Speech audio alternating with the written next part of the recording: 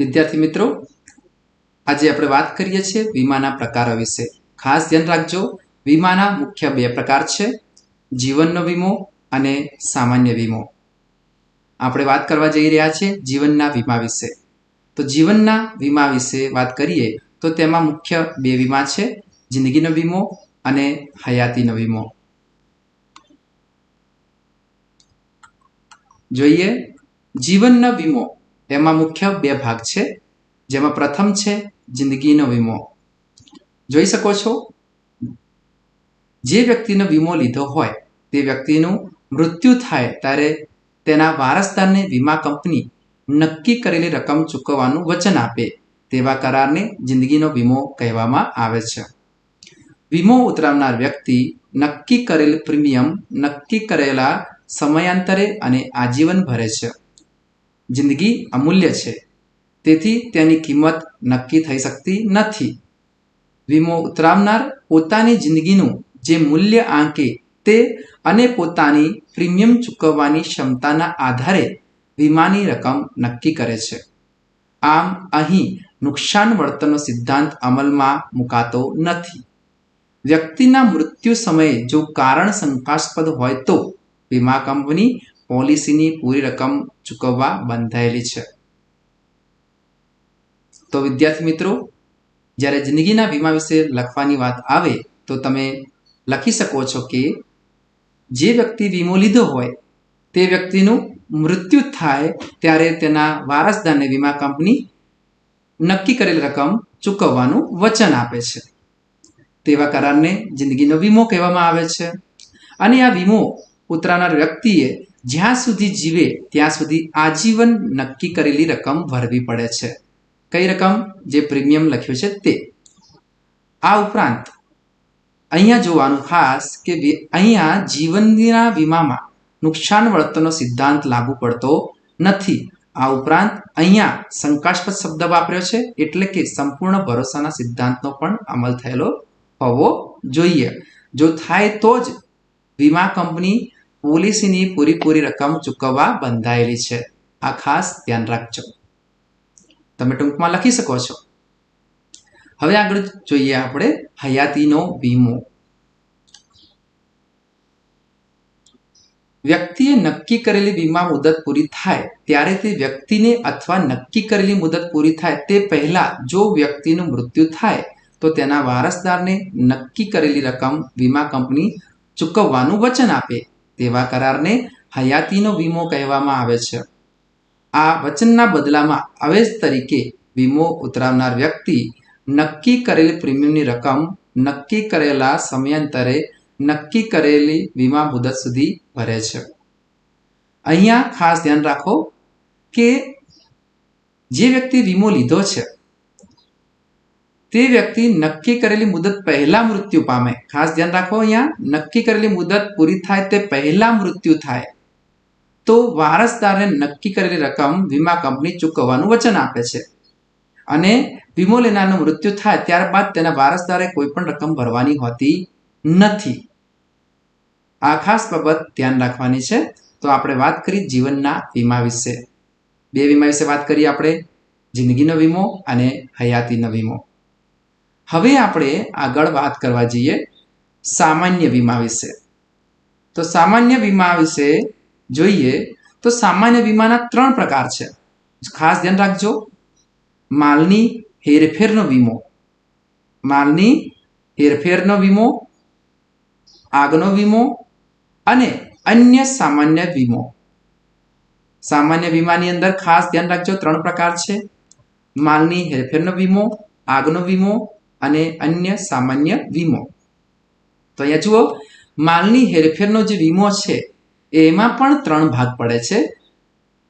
એક દરિયાઈ વીમો, બીજો હવાઈ વીમો અને ત્રીજો છે માર્ગ વીમો અથવા રેલવે રસ્તા વીમો.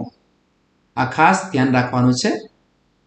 તો આપણે દરિયાઈ વીમો, હવાઈ વીમો અને માર્ગ વીમો, એમાં દરિયાઈ વીમા વિશે વાત કરીએ તો દરિયાઈ માર્ગે માલ મોકલવાનું ઘણું સસ્તું છે. ઘણું સસ્તું શામાં છે કે દરિયાઈ માર્ગે, પરંતુ વિલંબકારી અને જોખમી પણ છે. 18મી સદી પહેલા મોટા ભાગનો આંતરરાષ્ટ્રીય વેપાર દરિયાઈ માર્ગે થતો હતો. કઈ સદી પહેલા? 18મી સદી પહેલા.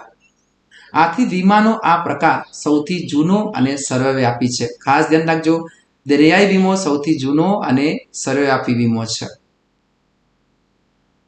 લોઇડ્સ ઓફ લંડન નામની સંસ્થાએ દરિયાઈ વીમાની શરૂઆત કરેલ. ખાસ ધ્યાન રાખજો, કોણે દરિયાઈ વીમાની શરૂઆત કરેલી છે? તો લોઇડ્સ ઓફ લંડન નામની સંસ્થાએ. આ સંસ્થાએ 325 વર્ષથી પણ વધારે સમયથી પોતાની વિશ્વસનીયતા જાળવી રાખી છે. તો દરિયાઈ વીમા વિશે વાત કરી કે તે સસ્તું છે. 18મી સદી પહેલા તેનો વેપાર થતો હતો અને આ વીમો સૌથી જૂનો અને સર્વવ્યાપી છે અને લોઇડ્સ ઓફ લંડન નામની સંસ્થાએ આ વીમાની શરૂઆત કરી હતી. આગળ વાત કરીએ હવાઈ વીમો, એર ઇન્સ્યોરન્સ. તો 18મી સદી પછી 19મી સદીના ઉત્તરાર્ધથી હવાઈ માર્ગે માલ મોકલવાનું શરૂ થતાં હવાઈ વીમાની શરૂઆત થઈ. હવાઈ વાહન વ્યવહાર ખૂબ જ ઝડપી પરંતુ ખર્ચાળ અને જોખમી પણ છે. ખાસ ધ્યાન રાખજો, હવાઈ વીમો ખૂબ જ ઝડપી છે પણ સાથે સાથે ખર્ચાળ અને જોખમી પણ છે. આથી હવાઈ વાહન વ્યવહાર મારફતે કિંમતી અને ઓછા વજનના માલની હેરફેર થાય છે. દરિયાઈ અને માર્ગ વીમાની સરખામણીમાં હવાઈ વીમાના પ્રીમિયમના દર ઊંચા હોય છે. તો હવાઈ વીમામાં ખાસ ધ્યાન રાખવાનું છે, સૌથી ઝડપી કોણ છે? હવાઈ વીમો. પરંતુ સાથે સાથે શું છે? ખર્ચાળ અને જોખમી પણ છે. હવાઈ વીમામાં શું હોય છે? ઓછા વજનના માલની હેરફેર થાય છે. આ ધ્યાન રાખવાનું છે. અને સાથે સાથે હવાઈ વીમાના પ્રીમિયમના દર પણ ઊંચા જ હોય છે. અહીંયા ધ્યાન રાખજો. ઓકે, તો આપણે વાત કરી હવાઈ વીમાની. આગળ જોઈએ માર્ગ વીમો. તો માર્ગ વાહન વ્યવહારમાં કયો માર્ગ છે? જમીન માર્ગ. ધ્યાન રાખજો, પરીક્ષામાં આપણે વાત કરવાની છે જમીન માર્ગ. જમીન માર્ગ અને રેલવે માર્ગનો સમાવેશ થયો છે. માર્ગ વાહન વ્યવહારમાં કોનો સમાવેશ થયો છે?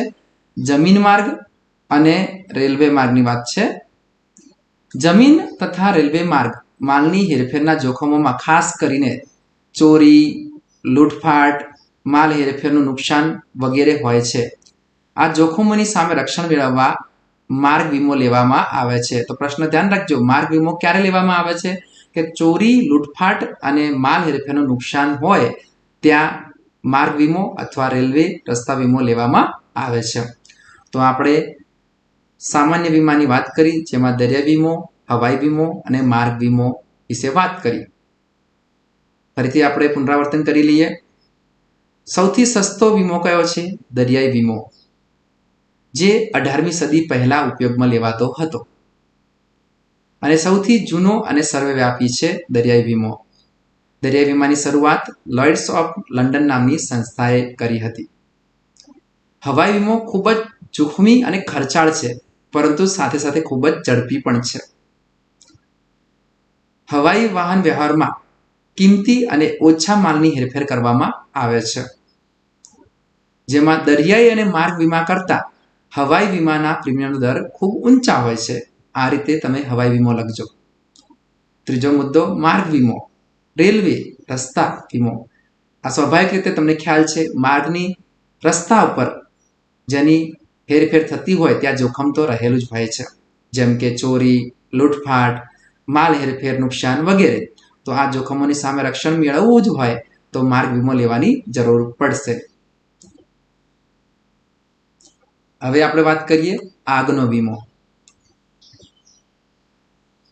તો આગનો વીમો એટલે શું?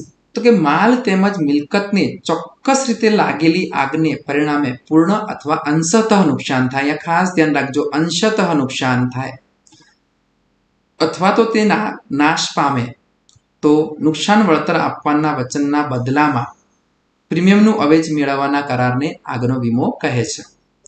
આગના વીમામાં વીમા યોગ્ય હિતના સિદ્ધાંતનો આગ્રહપૂર્વક અમલ થાય છે. આપ ખાસ ધ્યાન રાખજો, કયા વીમામાં વીમા યોગ્ય હિતના સિદ્ધાંતનો આગ્રહપૂર્વક અમલ થાય છે. તો વીમા યોગ્ય હિતના સિદ્ધાંતનો વીમો ઉતરાવતી વખતે તેમજ માલ મિલકતને આગથી નુકસાન થાય ત્યારે વીમાદારનું માલ મિલકતમાં અચૂકપણે વીમા યોગ્ય હિત જળવાવું જોઈએ.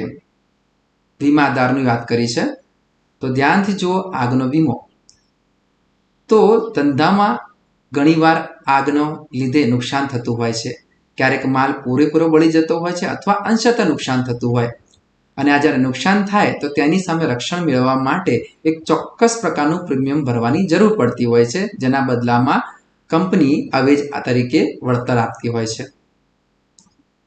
પરંતુ ખાસ ધ્યાન રાખવાનું કે આગના વીમામાં વીમા યોગ્ય હિતના સિદ્ધાંતનો અમલ થવો જોઈએ અને એમાં વીમાદારનો માલ મિલકતમાં અચૂકપણે વીમા યોગ્ય હિત હોવું જોઈએ. ત્રીજો વીમો જે વાત કરી છે આપણે, અન્ય વીમા. તો સ્વાભાવિક રીતે છે અન્ય વીમામાં ઘણા પ્રકારના નુકસાનનો સમાવેશ થતો હોય છે. ઉદાહરણ તરીકે અહીંયા જોઈ શકાય છે ગાયકને તેના ગળામાંથી સૂર માટેનો વિશિષ્ટ વીમો, વાહનોના વપરાશથી અન્યોને થતા નુકસાનનું વળતર. વાહનોના વપરાશથી અન્યોને થતું નુકસાનની વાત કરી છે. એટલે કે આપણે આજકાલ સાધનો વાપરીએ છીએ, થર્ડ પાર્ટી ઇન્સ્યોરન્સ કહે છે, જેનો ખર્ચ ઓછો આવતો હોય છે. કામદાર વળતરનો વીમો, શ્રમિકો માટેનો વીમો, વિદ્યાર્થી સમૂહને થતા સામાન્ય અને સામાજિક નુકસાન વળતરનો વીમો, દાક્તરી સેવા કરવા માટે વળતરનો વીમો, ધંધો બંધ રહેવાથી નફામાં થતા નુકસાન સામેનો વીમો. આમ ઘણા પ્રકારના વીમાઓ હોય છે.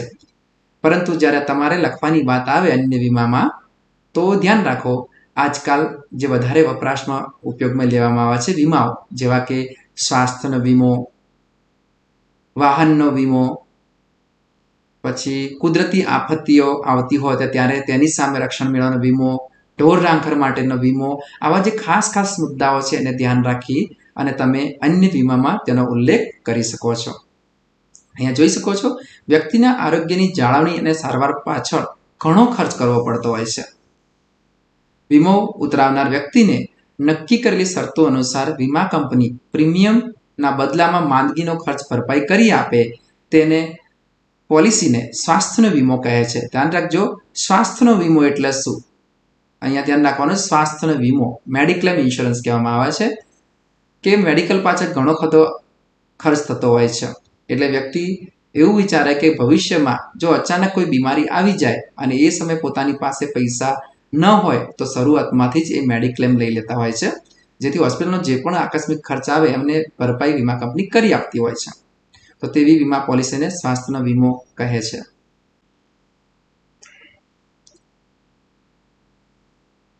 હવે આપણે વાત કરીએ છીએ વીમાનું ખાનગીકરણ.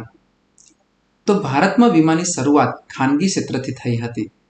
ભારતમાં બ્રિટિશ હકુમતના કારણે ઘણી બધી વિદેશી કંપનીઓએ પણ ભારતમાં વીમા કાર્યની શરૂઆત કરી. અયોગ્ય વેપારી રીત રસમો આચરવામાં આવતી હોવાના આક્ષેપોના કારણે 19મી જાન્યુઆરી 1956ના રોજ વટહુકમ દ્વારા જીવન વીમાના ધંધાનું રાષ્ટ્રીયકરણ કરવામાં આવ્યું.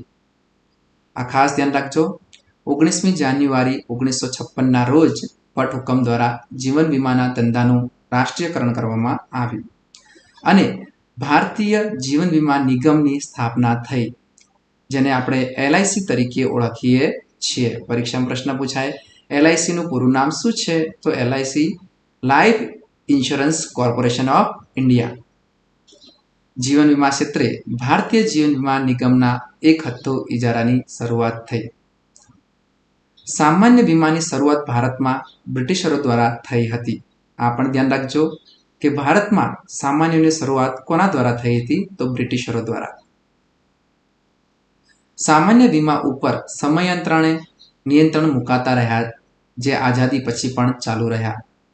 1972માં સામાન્ય વીમા વેપાર કાયદા દ્વારા 1 જાન્યુઆરી 1973થી સામાન્ય વીમા કંપનીઓનું રાષ્ટ્રીયકરણ કરવામાં આવ્યું.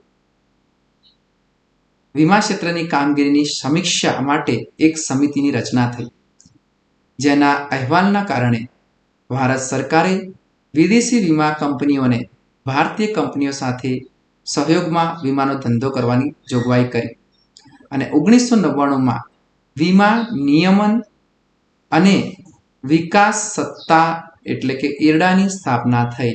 ખાસ વિદ્યાર્થી મિત્રો, IRDA એટલે કે 1999માં વીમા નિયમન અને વિકાસ સત્તા એટલે કે ઇરડાની સ્થાપના કરવામાં આવેલી છે. તો અહીંયા ધ્યાન રાખવાનું છે, વીમાના ખાનગીકરણમાં LICની શરૂઆત 1919મી જાન્યુઆરી 1956ના રોજ કરવામાં આવી અને વીમા કંપનીઓનું રાષ્ટ્રીયકરણ ક્યારે થયું છે? 1 જાન્યુઆરી 1973થી થયું છે.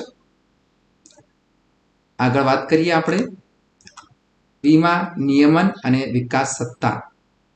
ઇરડાનું પૂરું નામ અહીંયા આપેલું છે, insurance regulatory and development authority. આ વાક્ય ફૂલ ફોર્મ તૈયાર કરી નાખજો.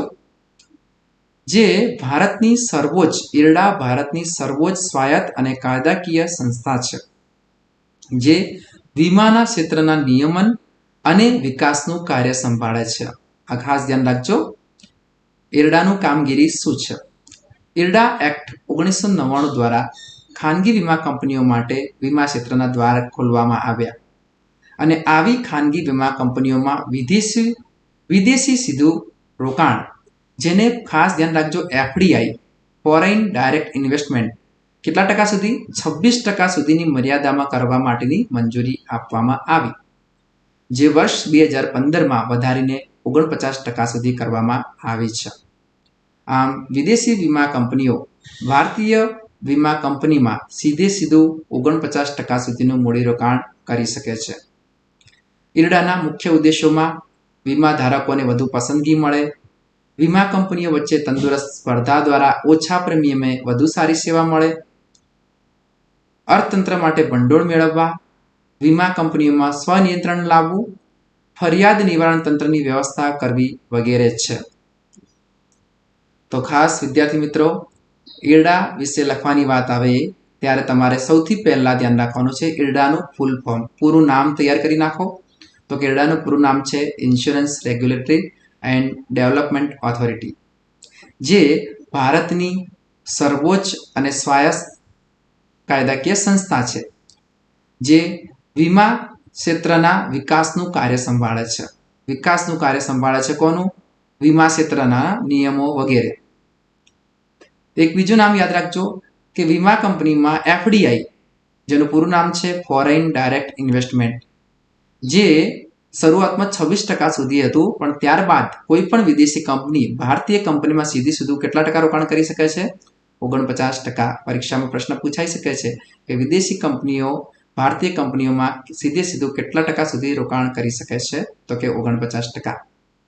ઇરડાના મુખ્ય ઉદ્દેશો કયા છે? તો કે જે વીમો લેનાર છે તેમને વધુ વિકલ્પો મળે, કયો વીમો ક્યારે લેવો, કેવી રીતે લેવો, તેમજ વધારે જો વીમા કંપનીઓ આવે તો ગ્રાહકોને સ્પર્ધામાં લાભ મળે, એટલે કે ઓછા પ્રીમિયમે વધુ સારી સેવા પણ મળે.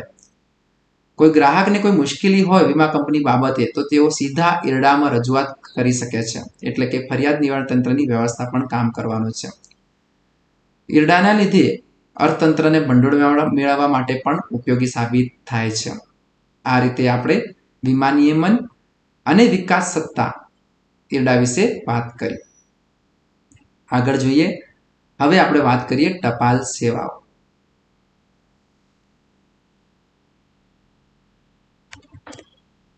ચલો વિદ્યાર્થી મિત્રો, હવે આપણે વાત કરીએ ટપાલ સેવાઓ. ટપાલ સેવાઓમાં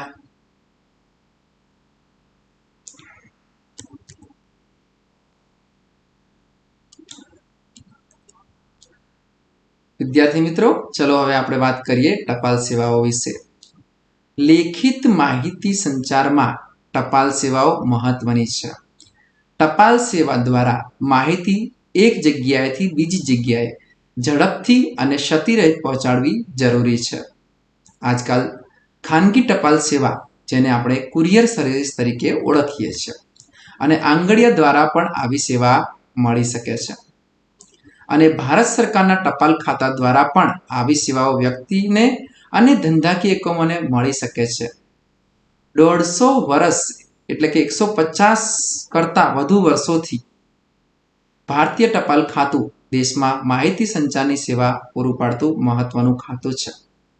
ટપાલ ખાતું ટપાલ સેવાઓ સિવાય પણ ઘણી બધી સેવાઓ જેવી કે મની ઓર્ડર, નાની બચત યોજનાઓ, અન્વયે થાપણોનો સ્વીકાર, ટપાલ જીવન વીમા દ્વારા અને ગ્રામીણ જીવન વીમા સ્વરૂપે પૂરી પાડે છે. તે આ ઉપરાંત તે બીજી ઘણી સેવાઓ જેવી કે કેટલાક મ્યુચ્યુઅલ ફંડમાં રોકાણ, ભારત સરકારની ઘણી બધી યોજનાઓ માટે પ્રતિનિધિની સેવા આપે છે. નિવૃત્તિ પેન્શનની ચૂકવણી જેવા કાર્યો પણ સંભાળે છે. ટપાલ ખાતાને બેન્કિંગની સેવાઓ માટેની પરવાનગી પણ મળેલ છે અને તેથી ટપાલ ખાતું અન્ય બેંકોની જેમ પોતાની સેવાઓ ગ્રાહકોને આપે છે. ટપાલ ખાતું 1,50,000 કરતાં પણ વધુ પોસ્ટ ઓફિસ ભારતમાં ધરાવે છે, જેમાંથી આશરે 90% જેટલી પોસ્ટ ઓફિસો ગ્રામીણ વિસ્તારમાં આવેલી છે.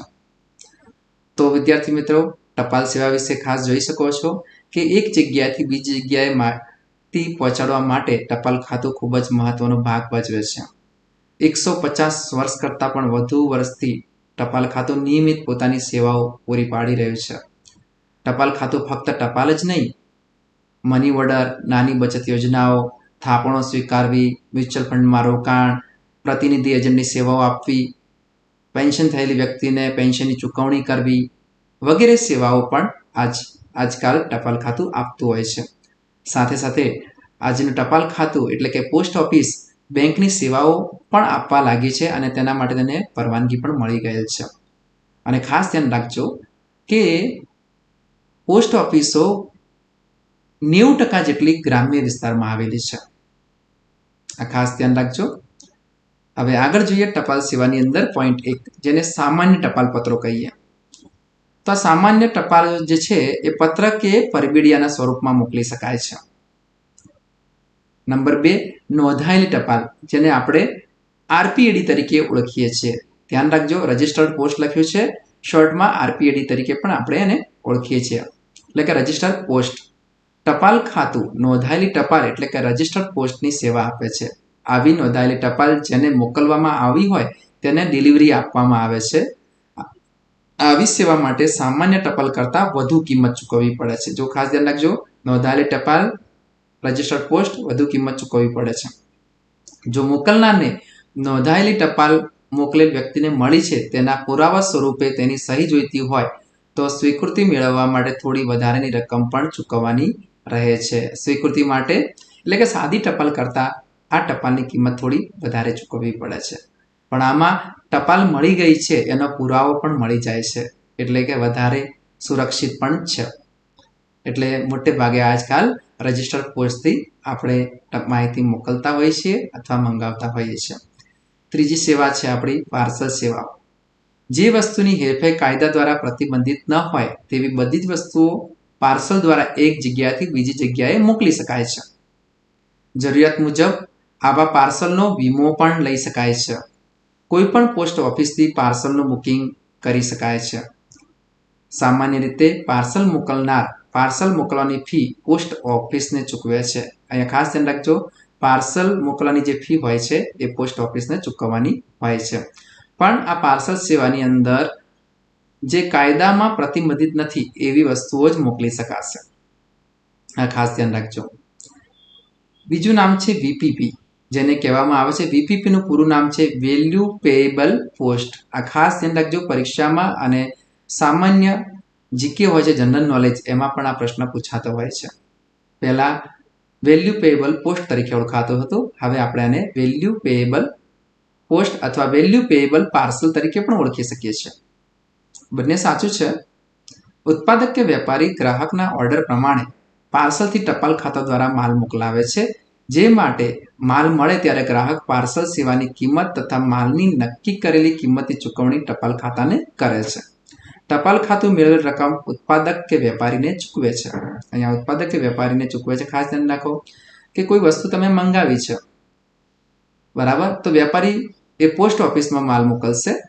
પોસ્ટ ઓફિસમાં જેને ખરીદવાનું છે પોસ્ટ ઓફિસમાં જશે, એના પૈસા ચૂકવશે અને પોસ્ટ ઓફિસ તેને એ વસ્તુ આપી દેશે. ત્યારબાદ પોસ્ટ ઓફિસ જે તે વેપારીને પૈસાની ચૂકવણી કરી દેશે. એને કહેવાય છે વેલ્યુ પેએબલ પોસ્ટ. આગળ વાત કરીએ સ્પીડ પોસ્ટ. આજકાલ આ પણ ખૂબ જ વધારે ઉપયોગમાં લેવાતી પોસ્ટ છે સ્પીડ પોસ્ટ. ટપાલ ખાતું ભારતમાં નક્કી કરેલા સ્થળો માટે ઝડપી ટપાલ અથવા પાર્સલ સેવા ચોક્કસ સમય મર્યાદામાં ડિલિવરી થશે તેવી ખાતરી સાથે સ્વીકારે છે. સ્પીડ પોસ્ટ ચોક્કસ, અહીંયા જોઈ લેજો, પાર્સલ સેવા ચોક્કસ સમય મર્યાદામાં ડિલિવરી થશે એવી ખાતરી આપે છે. સ્પીડ પોસ્ટ પાર્સલ માટે સામાન્ય ટપાલ પાર્સલ કરતાં વધુ કિંમત ચૂકવવી પડે છે અને જરૂરિયાત પ્રમાણે વીમો પણ લઈ શકાય છે. સ્પીડ પોસ્ટમાં ખાસ ધ્યાન રાખશો. એક્સપ્રેસ પાર્સલ ખાસ ધ્યાન રાખો. એક્સપ્રેસ પાર્સલની સેવા વ્યક્તિઓ અને ધંધાકીય એકમો બંનેને અપાય છે. એક્સપ્રેસ પાર્સલ નક્કી કરેલી સમયમર્યાદામાં ખૂબ જ ઝડપથી પહોંચાડાય છે. અહીંયા પણ જુઓ, એક્સપ્રેસ પાર્સલ એટલે નક્કી કરેલી સમયમર્યાદામાં. ટપાલ ખાતું આના માટે હવાઈ માર્ગ અથવા અન્ય સૌથી ઝડપી મળે તેવા માર્ગે મોકલે છે. તો જુઓ, એક્સપ્રેસ પાર્સલમાં હવાઈ માર્ગનો પણ પોસ્ટ ઓફિસ ઉપયોગ કરે છે અથવા અન્ય સૌથી ઝડપી મળે તેવા માર્ગ પણ ઉપયોગ કરે છે. અને મોટે ભાગે બધા પાર્સલ કરતાં સ્પીડ પાર્સલને ફી થોડી વધારે હોય છે. વિદ્યાર્થી મિત્રો, વાત કરીએ છીએ બચત સેવાઓની. તો ટપાલ ખાતું બેંકની માફક બચતકારોને વિવિધ પ્રકારની સેવાઓ પૂરી પાડે છે. બચત ખાતું 5 વર્ષીય રિકરિંગ ડિપોઝિટ, સમય આધારિત થાપણો, માસિક આવક યોજના, વયસ્ક નાગરિકો માટેની બચત યોજનાઓ, 15 વર્ષીય જાહેર ભવિષ્ય નિધિ, રાષ્ટ્રીય બચત પત્રો, 5 વર્ષ અને 10 વર્ષના સમયગાળા માટે કિસાન વિકાસ પત્રો, સુકન્યા સમૃદ્ધિ ખાતા જેવી સેવાઓ પણ પૂરી પાડે છે. બેંકની જેમ પોસ્ટ ઓફિસમાં પણ બચત ખાતા ખોલાવી શકાય છે, જે માટે ચેકબુક પણ મળે છે અને હવે એટીએમ કાર્ડની સગવડ પણ મળે છે. તો બચત ખાતામાં તમારે ધ્યાન રાખવાનું છે, આ લખી દેવાનું, બેંકની જેમ પોસ્ટ ઓફિસમાં પણ બચત ખાતા ખોલાવી શકાય છે, જે માટે ચેકબુક પણ મળે છે અને હવે એટીએમની કાર્ડની સગવડ પણ મળે છે. આ ખાસ ધ્યાન રાખવાનું છે. અને તેની અંદર રિકરિંગ ડિપોઝિટ જે હોય છે, 5 વર્ષે રિકરિંગ ડિપોઝિટ, માસિક આવક યોજના, સુકન્યા સમૃદ્ધિ યોજના જેવા સેવાઓનો પણ તમે ઉલ્લેખ કરી શકો છો. તો આ રીતે તમે બચત સેવાઓમાં પણ લખાણ લખી શકો છો.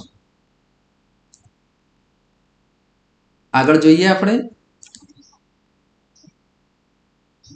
રિકરિંગ ડિપોઝિટ યોજના. ધ્યાન આપો, અહીંયા રિકરિંગ ડિપોઝિટ યોજના. આ યોજના અનુસાર ખાતું ખોલાવનારે દરેક માસની અગાઉથી નક્કી કરેલી તારીખે કે પહેલા નક્કી કરેલી રકમ ભરવાની હોય છે. રિકરિંગ ડિપોઝિટ યોજનાને આરડી તરીકે પણ ઓળખવામાં આવે છે. RD, recurring deposit. 5 વર્ષે આ ખાતું પાકતા નક્કી કરેલા વ્યાજ સહિત આ રકમ ખાતું ખોલાવનારને પરત મળે છે. 5 વર્ષના સમયગાળા પછી જરૂર હોય તો બીજા 5 વર્ષ માટે પણ આ ખાતાની અવધિ લંબાવી શકાય છે.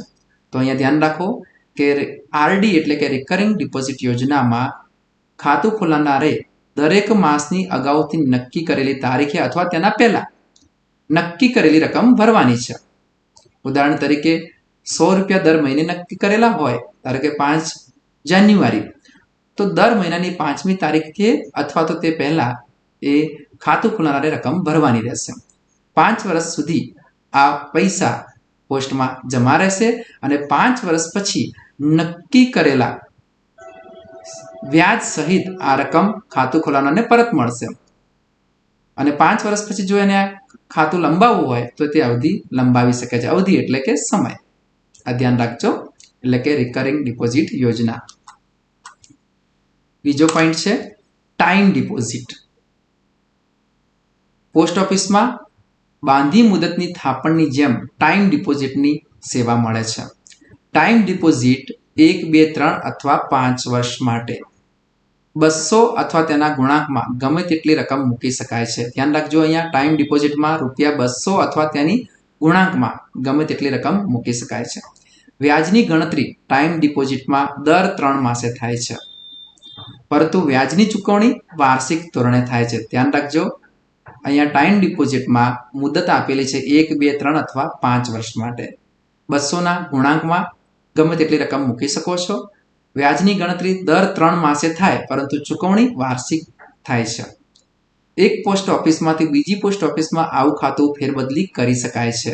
આવું ખાતું ખોલાવ્યા પછી તે પાકે તે પહેલા ગમે ત્યારે બંધ પણ કરી શકાય છે. ખાતું ખોલાવ્યા પછી તે પાકે તે પહેલા પણ બંધ કરી શકો છો. કયું ખાતું? Time deposit. ખૂબ જ સરળ છે, સારી રીતે વાંચીને તૈયાર કરી શકો છો. રાષ્ટ્રીય બચત પત્રો. તો રાષ્ટ્રીય બચત પત્રો અહીંયા જોઈ શકો છો. રાષ્ટ્રીય બચત પત્રો. રાષ્ટ્રીય બચત પત્રોના રોકાણકારોએ જે તે પોસ્ટ ઓફિસમાંથી નક્કી કરેલી રકમ માટે ખરીદવાના હોય છે. રાષ્ટ્રીય બચત પત્રોનો સમયગાળો 5 અથવા 10 વર્ષ માટે હોય છે. ટપાલ ખાતું અગાઉથી વ્યાજના દરની માહિતી આપે છે. વ્યાજના દરની માહિતી ટપાલ ખાતું અગાઉથી આપે છે. આ બચત પત્રનો 5 અથવા 10 વર્ષનો સમયગાળો પૂરો થતા કોઈ પણ પોસ્ટ ઓફિસમાંથી પરિપક્વતાની રકમ મેળવી શકાય છે. એટલે 5 કે 10 વર્ષનો સમયગાળો પૂર્ણ થાય તો એના પછી રકમ જે મળવાપાત્ર છે વ્યાજ સાથે એ પૂરેપૂરી મળી જશે. આગળ જોઈએ કિસાન વિકાસ પત્ર. કિસાન વિકાસ પત્રમાં રોકાણકારે રોકેલી રકમને 100 માસ, ધ્યાન રાખજો સમય આપેલો છે 8 વર્ષ અને 4 મહિના, પછી વ્યાજ સહિત 2 ગણી ચૂકવવામાં આવે છે. કેટલી ગણી? કિસાન વિકાસ પત્રમાં 2 ગણી. કિસાન વિકાસ પત્ર ચોક્કસ રકમ માટે જ મળી શકે છે અને પાક્યા તારીખે જરૂરી પ્રક્રિયા કરી કોઈ પણ પોસ્ટ ઓફિસમાંથી મૂળ રકમથી 2 ગણી જો રકમ મેળવવી હોય તો કિસાન વિકાસ પત્ર લેવા જોઈએ. આગળ જોઈએ જાહેર ભવિષ્ય નિધિ. જાહેર ભવિષ્ય નિધિ અન્વયે કોઈ પણ વ્યક્તિ ખાતું ખોલાવી શકે છે. કોઈ પણ વ્યક્તિ, ધ્યાન રાખજો, જાહેર ભવિષ્ય નિધિમાં કોઈ પણ વ્યક્તિ ખાતું ખોલાવી શકે છે. મુદત કેટલા વર્ષની હોય છે? 15 વર્ષ, એટલે કે પીપીએફ. આનું બીજું નામ છે, જાહેર ભવિષ્ય નિધિનું નામ છે પીપીએફ. જે ખાસ ધ્યાન રાખજો, પીપીએફ નું પૂરું નામ છે પબ્લિક પ્રોવિડન્ટ ફંડ, જેની મુદત 15 વર્ષની હોય છે. આ ખાતામાં વાર્ષિક ધોરણે ઓછામાં ઓછા કેટલા ભરી શકાય છે? 500 ભરી શકાય છે. 15 વર્ષ પછી 5 વર્ષ માટે ગમે તેટલી વખત લંબાવી શકાય છે. 15 વર્ષ પહેલા ખાસ બાબત ધ્યાન રાખજો, આ ખાતું બંધ કરી શકાતું નથી. આ ખાતામાં ભરેલી રકમ આવકવેરાની ગણતરી વખતે આવકમાંથી બાદ મળવાપાત્ર છે. જો ખાતેદારનું મૃત્યુ થાય તો તેના વારસદારને આ રકમ મળે છે. પીપીએફની રકમ જે ભરનાર વ્યક્તિ છે તેનું મૃત્યુ થાય તો તેના વારસદારને મળે છે. આ પણ ખાસ ધ્યાન રાખશો. આગળ વાત કરીએ પોસ્ટલ વીમો. ભારતમાં આઝાદી પહેલા કલ્યાણ યોજના તરીકે પોસ્ટલ વીમાની શરૂઆત થઈ હતી. ખાસ ધ્યાન રાખજો, કલ્યાણ યોજના તરીકે પોસ્ટલ વીમાની શરૂઆત થઈ હતી. મધ્યસ્થ અને રાજ્ય સરકારના કર્મચારીઓ ઉપરાંત અર્ધ સરકારી સંસ્થાના કર્મચારીઓને આ સેવા મળવાપાત્ર છે. ટૂંકમાં સરકારી કર્મચારી હોય એને આ લાભ મળવાપાત્ર છે. પોસ્ટલ વીમામાં જીવન વીમાની વિવિધ પ્રકારની પોલિસીઓ મળી શકે છે. જીવન વીમાની વિવિધ પ્રકારની પોલિસીઓ પોસ્ટલ વીમામાં મળી શકે છે. પોસ્ટલ વીમાની સૌથી મોટી ખાસિયત ઓછામાં ઓછું પ્રીમિયમ અને પોલિસી પર મળતું વધુ બોનસ છે. પરીક્ષામાં પ્રશ્ન પૂછાય તો સરસ રીતે લખી શકો છો કે પોસ્ટલ વીમાનો મોટો ફાયદો એ છે કે ઓછું પ્રીમિયમ ભરવાનું થાય છે અને બોનસ વધારે મળે છે. માસિક આવક યોજના. રોકાણકારને દર મહિને વ્યાજની રકમ મળી શકે તે હેતુ માટે આ યોજના ઉપયોગી છે. તો ખાસ ધ્યાન રાખજો, માસિક આવક યોજના